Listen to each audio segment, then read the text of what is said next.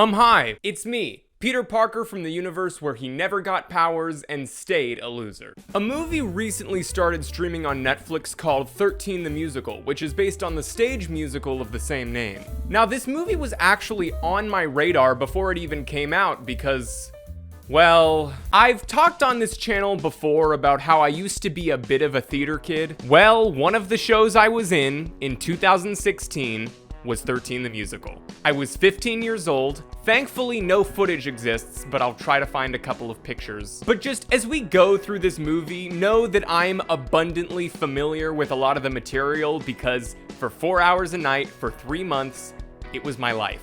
So the movie starts in New York, which I only know because the main character Evan is wearing a shirt with pizza on it. Which is what they eat there in New York, you know, za, a pie.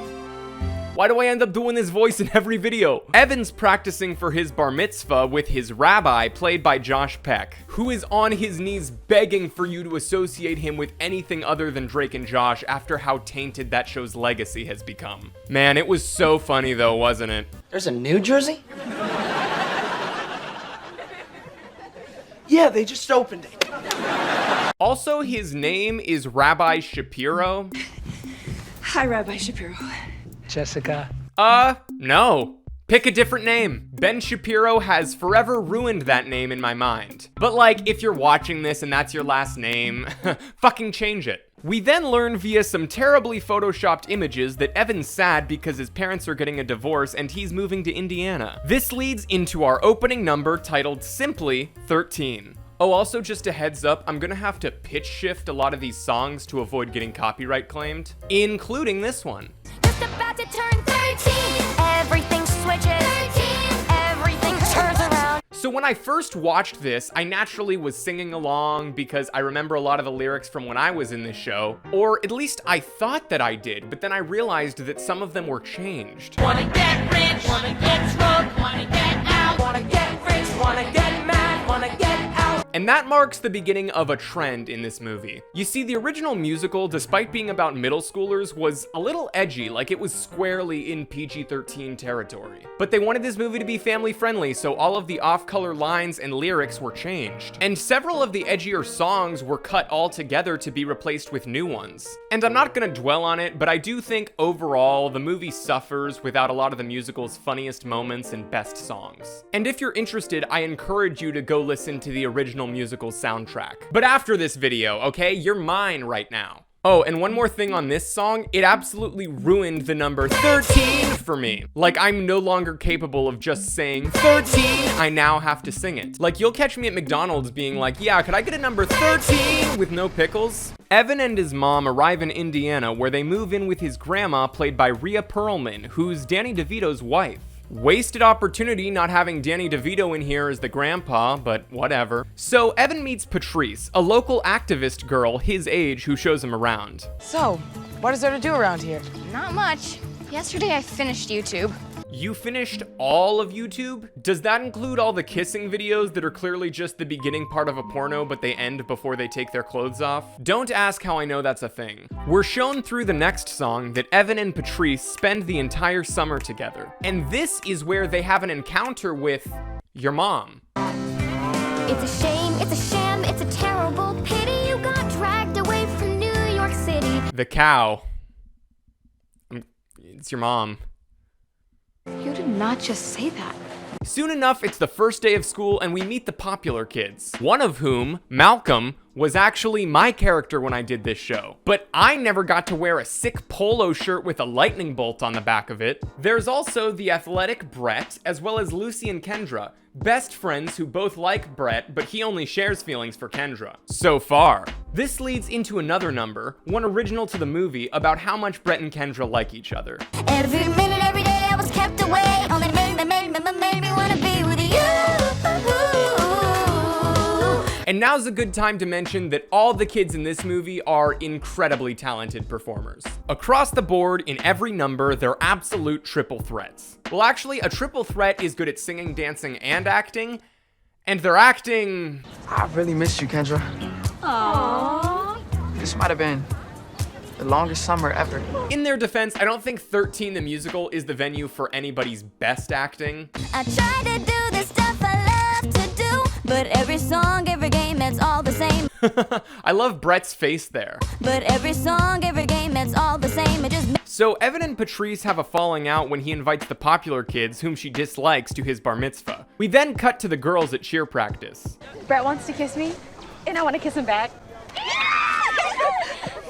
Why are they reacting like that's new information to them? I think Brett and Kendra made it pretty clear earlier that they wanted to kiss each other. And the mission in my mind that I can't dismiss is when I'm ever gonna get my first real kiss. Thinking all I really wanna do is to have my first real kiss with you. So I don't know why they're reacting with... Anyway, Lucy sings a song about wanting to be with Brett. And it's pretty good, but it unfortunately includes a rap that's pretty bad. Ever since we were 3, it's been Kendra and me, but it's time now to break free. Hashtag never underestimate me. So we later see Patrice look longingly at Evan as he hangs out with Brett and his boys.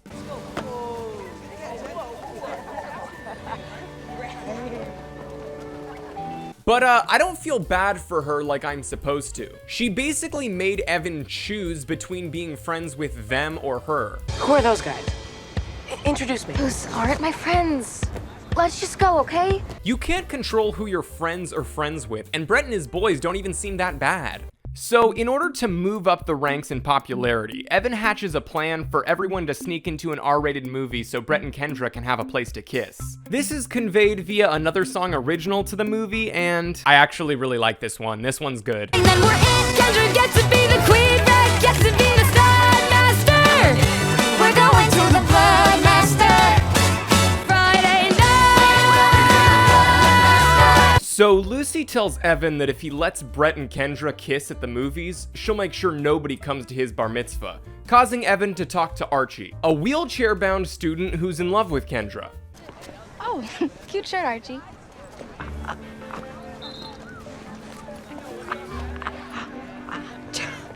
That is an accurate depiction of how men react when they're complimented by a woman. I remember from when it last happened to me. Several years ago. So Archie agrees to create a distraction at the movies so Brett and Kendra don't get a chance to kiss. Everyone gets ready for the night at the movies with a song called, well, Getting Ready. I'm getting ready, I'm getting ready, getting ready, getting ready, getting ready, I'm getting ready, I'm getting ready, getting ready, getting ready, getting ready. And can I just say, especially with this song, but really just in general, these kids look so cool. I mean, considering they're supposed to be in middle school, I don't know about you, but I was the farthest thing from cool at that age. I don't know, I was just reviewing Ninja Turtles and Michelangelo made a boner joke. A boner joke, it's a kid's movie.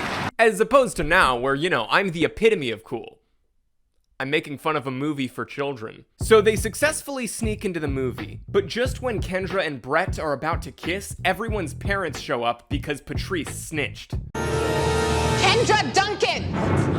Mom? Cassie Connor. Everyone under the age of 17 out! But I don't know, I find it kind of hard to believe that all these parents cared so much about their kids seeing an R-rated movie that they dropped whatever they were doing to come over to the theater and intervene. Like, I hate to break it to you guys, but with the internet, there's nothing in that movie your kids haven't already been exposed to. Could I interest you in everything, all of the time? A little bit of everything, all of the time. In all the commotion, Lucy finally makes a move on Brett and is successful.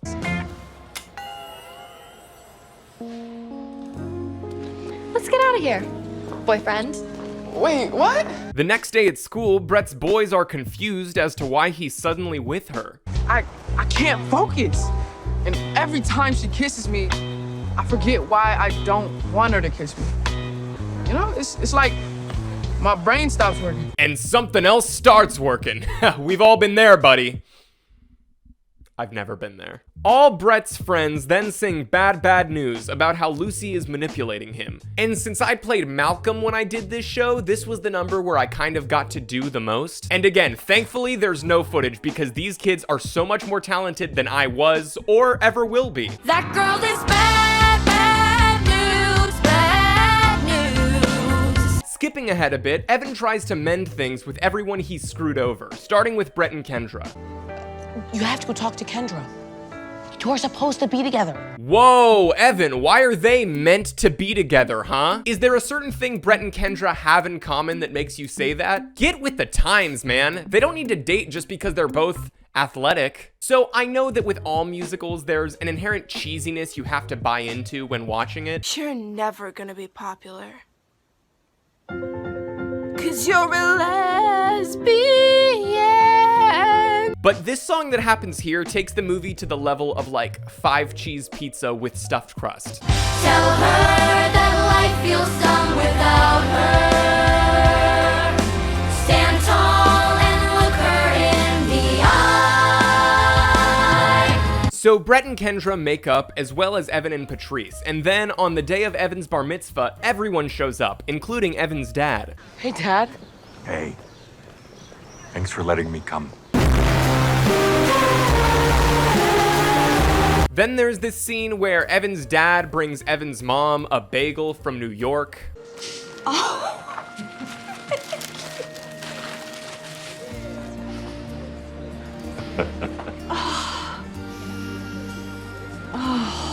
And I'm not Jewish, so I'm by no means the leading authority on this, but it feels a little anti-Semitic. Like, Jews and their bagels, they like those things so much that they'll sniff them and moan.